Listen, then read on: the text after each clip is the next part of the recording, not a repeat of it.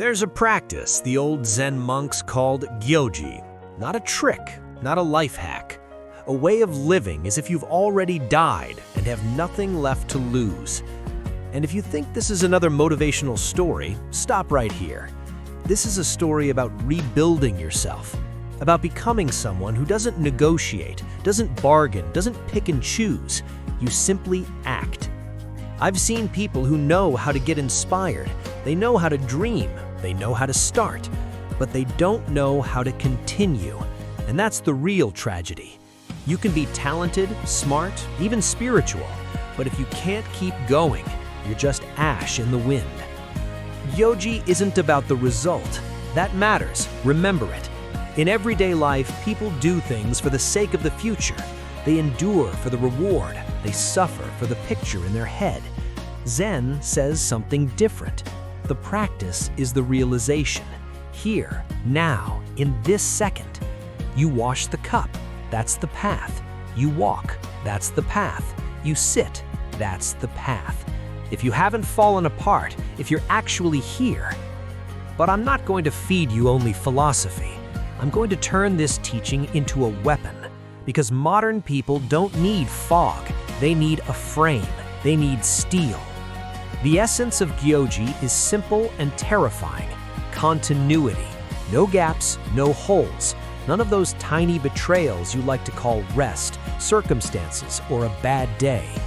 You think a breakdown is a single day. No. A breakdown is a crack, a hairline fracture, a small concession. And through that crack, your old life starts leaking back in. You need to understand one thing. You don't lose at the moment you fail to act. You lose the moment you start negotiating with yourself about whether you can skip it. That's when you sign the surrender papers, long before you lay down your weapons. That's why Gyodzi isn't built on willpower. Willpower is weak. It breaks from lack of sleep, from stress, from one bad conversation. Gyodzi is built on identity change. You're not forcing yourself. You're replacing the person who lives inside you. You melt yourself down through action until not doing it feels like trying to abandon your own name. I'll give you a hard structure. 4 walls, 4 pillars. If you build them, your discipline will become frightening.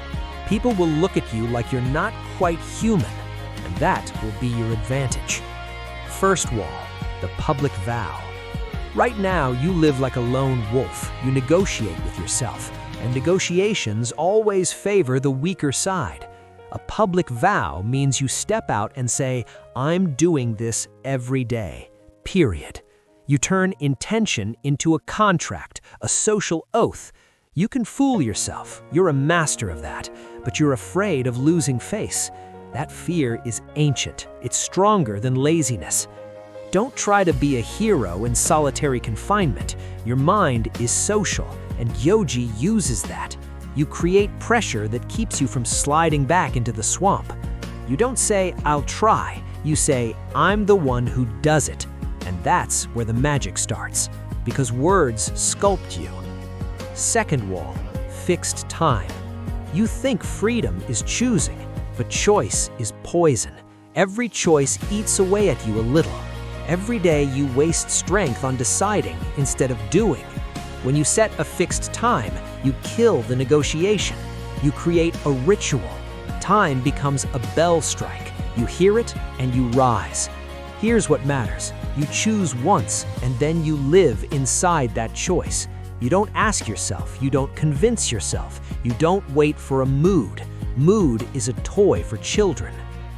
Third wall, a single form. Listen carefully. Variety kills discipline at the beginning.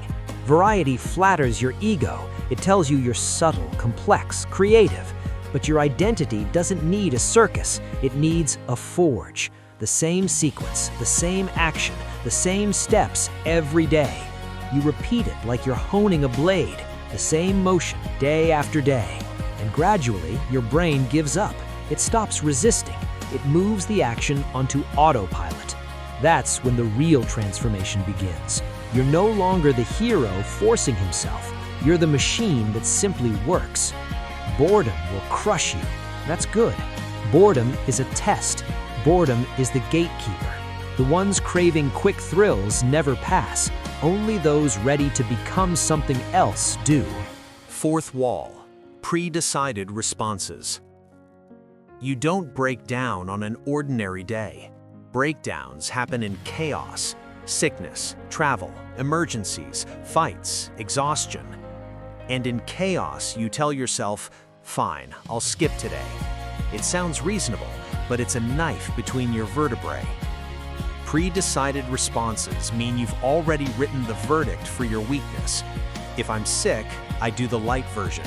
If I'm traveling, I do the minimum. If I'm drained, I take the smallest step possible, but I don't break the chain. Remember the phrase, no gaps. You don't need to be great every day. You need to be continuous every day. Because zero isn't rest, zero is a rupture, and rupture is the return of your old self. I know your excuses. I know the words.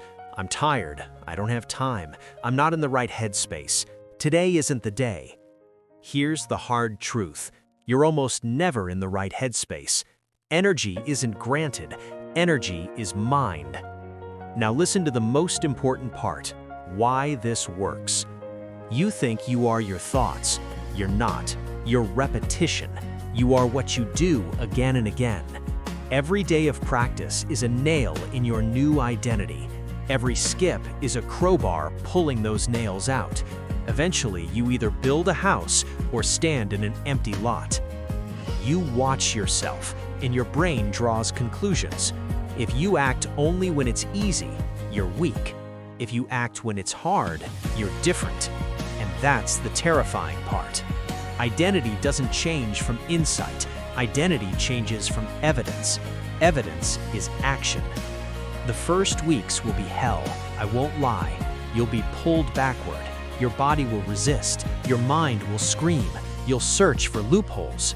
Most people die right here. They call it burnout. They call it lost motivation. No, they just didn't survive the first right. Then comes the plateau, the most disgusting stage. The novelty is gone. The results aren't visible yet. It feels like walking through a desert where the horizon never moves. This is where Gyodzi bares its teeth. You're not supposed to wait for inspiration. You're supposed to continue, because continuing is your new nature. And then comes the moment when skipping feels harder than doing. You wake up and act without emotion, without drama. You just do it. And one day you realize the noise inside has vanished. Where there used to be arguments, silence. Where there used to be weakness, law. And people start to notice. They ask, "You mean every day?" And in their voice you'll hear more than respect. You'll hear unease, because your consistency exposes their lack of it. You become a mirror no one likes, and that's the crossroads. You either make yourself small again so they feel comfortable, or you keep going and become dangerous to chaos itself. But I have to tell you the other side. Rigidity can become a prison. If you turn the practice into an idol, it starts consuming you. Gyodzi isn't about grinding yourself into dust. Gyodzi is about a skeleton for the day, so everything else can stay alive. Now here's what you might not want to hear. You don't change your life by adding new desires. You change your life by removing the option of betrayal. You want to rebuild yourself? Then remember the rules. Choose the practice you need like oxygen. Do it every day. Don't negotiate. Don't discuss. Don't wait for inspiration. Don't allow gaps. And if the darkest day comes, do the minimum. Not for the result, for the vow, for the chain, for the identity. Because here's the hidden truth monks understand and motivation junkies don't. When you act without interruption, time becomes your ally. Each day becomes a brick in the wall, and the wall builds itself. You stop being a creature of moods. You become a creature of the path. And the path doesn't ask, the path demands. So here's the final formula. You'll either accept it or stay the same. Discipline isn't what you do. Discipline is who you become when quitting is no longer an option. You wanted to rebuild yourself. Here it is. Not inspiration, not desire, not believing in yourself, but continuous practice, day after day, no gaps, until the old you collapses.